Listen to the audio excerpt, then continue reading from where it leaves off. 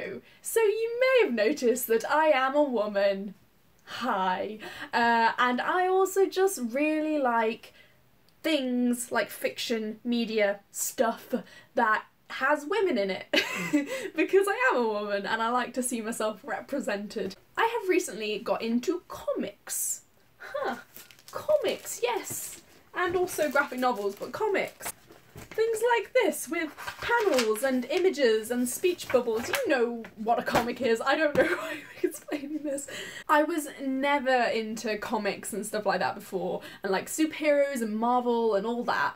I was into the movies, but I never really bothered with the comics because A, I thought they were expensive and you only read them once and then don't read them again, which is still something I struggle with a little bit. And more importantly, I thought it was just Captain America, Iron Man, Ant-Man, Superman, man, I don't want to read about more men.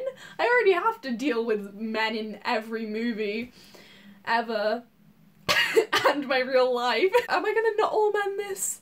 Sure. I don't hate men. I just like women better. Oh no, am I a misinterest? Yes. Oh, I'm gonna get nasty comments.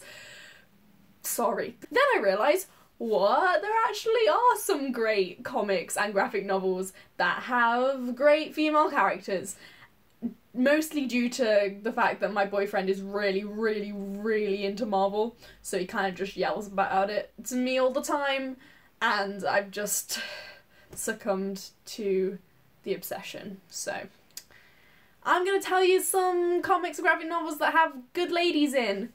We'll start with the first comic I ever read, which is Young Avengers, the new one. There was an original series of Young Avengers comics which I have not yet read, but this is the reboot that was done in 2013 by my two favourite comic book creators, Kieran Gillen, who is the writer, and Jamie McKelvey, who is the artist. We'll come back to them later. They're cool dudes. But yeah, this is just really fun. It was a great introduction to comics, and it features some wonderful ladies and some gays as well, you know, if you're into that, because the whole reason that I bought this comic originally was because one of my friends opened it and went like, there's some guys kissing, what is this?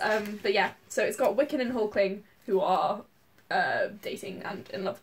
And then we have my favourite, my girl, Miss America, or Ms. America, or just America. She's got many different names. She's the coolest. The actual coolest. And then we have Kate, who is the new Hawkeye. In a similar kind of vein of story, in that it's a Marvel story about a team of young heroes, we have The Runaways. Again, this has an older series which I have actually read, which is excellent, and it has again some great female characters in it. And there's also a reboot written by Rainbow Rowell, who is one of my favourite YA authors, and drawn by Christopher Anker, who is one of my favourite artists. Like, I was introduced to his art by this comic and it's so good. The Runaways is about a group of teenagers who realise that their parents are part of an evil organisation and they have to run away. When this series starts, they've already run away, obviously, because it's a long time in the future. There's also recently been a TV show made of it, which is like really unfaithful to the comics, so I'm not sure how I feel, but the characters are good, so I don't know, man, it's a weird time. Next in our list of comics that I actually have with me, there will be some that I don't actually have, is The Wicked and the Divine. This is my favourite comic series of all time. It's not Marvel, it's Image Comics, it's not a superhero story. The premise is, I'm going to read this. Every 90 years, 12 gods return as young people. They are loved, they are hated. In 2 years, they are all dead. So exciting. This is one of the flashback ones to a previous bunch of gods. This is from the 1923 issue. But the main plot takes place in about 2015, and all these gods have been born again as kind of pop stars. And it's really fun and intense, and the plot is like complex, but it's just depicted so well and clearly that you just get it. And like Young Avengers, this was written by Kieran Gillen and artisted and drawn by Jamie McKelvey. I love Jamie McKelvey's art. I can't show you it because it's not in this one. And Kieran Gillen's writing is just so good. Like, oh man, he just gets character, I think.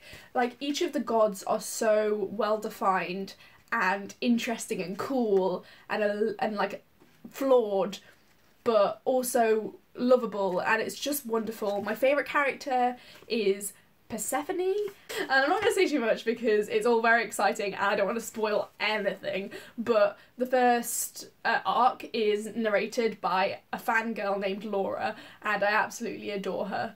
And I think if you are a fangirly style human, you will relate to her heavily, and it's all very good. I love The Wicked and the Divine so much, like I almost love it as much as Game of Thrones. But if you know me, you know that is saying a lot. We have A-Force, which is a kind of superhero Marvel team that is entirely women, and it starts in a time when Doctor Doom has done some weird stuff and like reborn the world, and it's weird, and I don't understand it really because I haven't read any of the background, but it doesn't matter because the characters are all really cool, and they're characters that don't really know each other in the actual Marvel universe, but because it's like a kind of parallel universe style thing, they get to all be put together. It's a team led by She-Hulk, who is one of my favourite Marvel characters now because she's just so cool. It also has Nico from Runaways, which is her, and a few other cool people.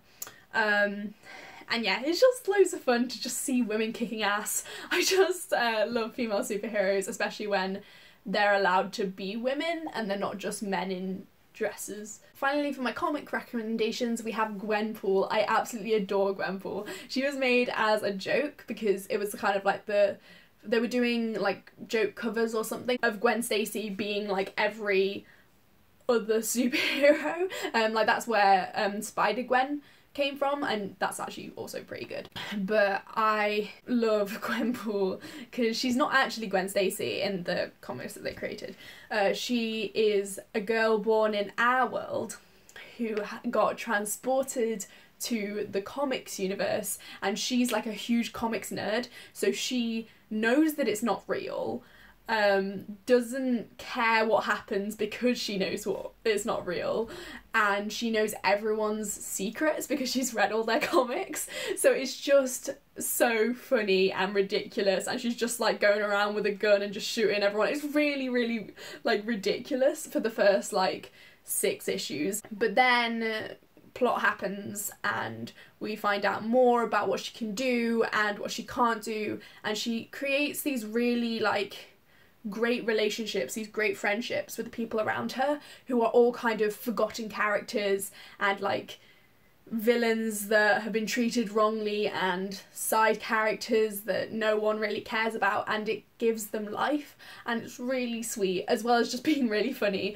For example, like one of her best friends in it is Batroc, who is like this dumb French Captain America villain who just like doesn't have any powers. He just like does some kind of martial art, and he's like a joke villain for Captain America, but they turned him into like this really nice character. It all gets a bit trippy with like dimensions and stuff, but it's not hard to understand, and what's at its core is a really heartfelt story about a girl who just inspires people without really trying to, and who just really, really wants to be a hero even though everyone's telling her she should be a villain, and it's just really good. And then finally, I literally picked this up like 3 days ago at Gaze the Word in London, which is this wonderful little bookshop near Russell Square Gardens. I picked up this, which is called The Prince and the Dressmaker, and it's about a seamstress who has great artistic ideas about dresses,